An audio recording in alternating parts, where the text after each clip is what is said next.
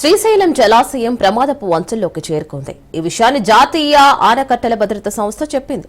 గతేడాది క్రితమే ప్రమాదంపై సమాచారం అందించింది. జలాశయం క్రింద భూగర్భంలోని రాతి ఫలకల మధ్య బలహీనత అతుకులు ఉన్నట్లు ఎన్డీఎస్సీ చెబుతోంది. మరి అనుబంధ జాయింట్ల మధ్య దూరం పెరిగితే జలాశయం పునాదులు రక్షణ కోల్పోయే ప్రమాదం ఉందని పేర్కొంది.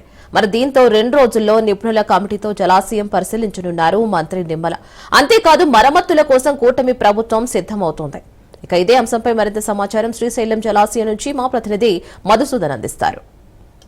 తెలుగు రాష్ట్రాల జల వరప్రదాయిని ఆధునిక దేవాలయము, అటు సాగునీరు ఇటు తాగునీరుతో పాటు విద్యుత్ ఉత్పత్తిని అందించే బహుళార్థక సాధక ప్రాజెక్టు ఇప్పుడు ప్రమాదంలో పొంచి ఉంది. ప్రస్తుతం మనం శ్రీశైలం డ్యాం వద్ద ఉన్నాము. శ్రీశైలం డ్యాము పూర్తిగా ప్రమాదపు అంచుట ఉందని ఇప్పటికే కేంద్ర నిపుణులు కూడా చెప్పడం కూడా జరిగింది. శ్రీశైలం ప్రాజెక్టు ప్రమాదపు అంచుటుందని జాతీయ ఆనకట్టల సంస్థ నిపుణులు ఏడాది క్రితమే కూడా తేల్చడం కూడా జరిగింది. అయితే మరో 2 రోజుల్లో వాళ్ళు ఇక్కడికి వచ్చి పూర్తి సమాచారం నివేదిక ఇవ్వనున్నారు. వారితో పాటు రాష్ట్ర జలవనరుల శాఖ మంత్రి నిమ్మల రామానాయుడు, జలవనరుల శాఖ ఈఎన్సీ కూడా ఇక్కడికి వచ్చి పరిశీలించనున్న పరిస్థితి అయితే నెలకొంది. ఏదైతే స్పిల్వే దిగువన 120 మీటర్ల లోతు గల గుంత ఏర్పడింది. అయితే ఈ ప్లంజ్ పూల్ గుంతను దీన్ని వెంటనే మరమ్మతులు చేయాలని చెప్పేసి కూడా ఇప్పటికే కమిటీ కూడా చెప్పడం కూడా జరిగింది. అయితే ఇది దిశగా దీనికి ఈ మరమ్మతులు చేపట్టేందుకు కూడా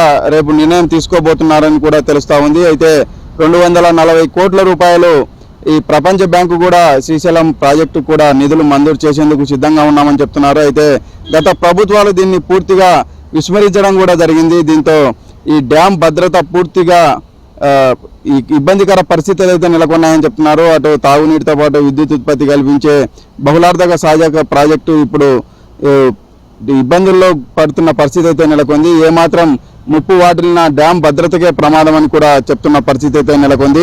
ఈ భారీ గొయ్యి 2 వైపులా రాతి పలకాలు బోల్ట్లు అమర్చి కాంక్రీట్తో కూడా రీఎన్ఫోర్స్ చేయాలని కూడా చెప్తా ఉన్నారు. గొయ్యి పరిమాణం మరింత పెరగకుండా జలాశయం గేట్ల నిర్వహణలో మార్పు కూడా చేయాల్సి ఉంటుంది.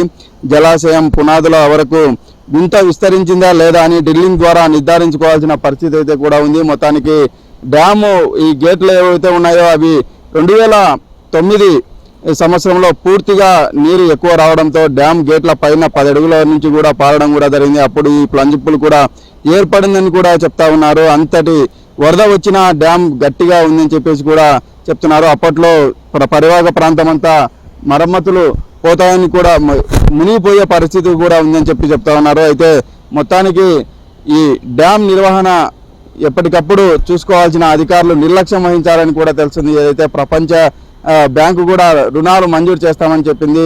2 రోజుల్లో కమిటీ ఇక్కడ పరిశీలించనుంది.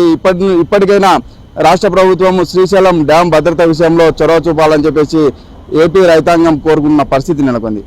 వీడియో జర్నలిస్ట్ శివశంకర్తో మధు, రాజును, శ్రీశైలం, నంద్యాల జిల్లా.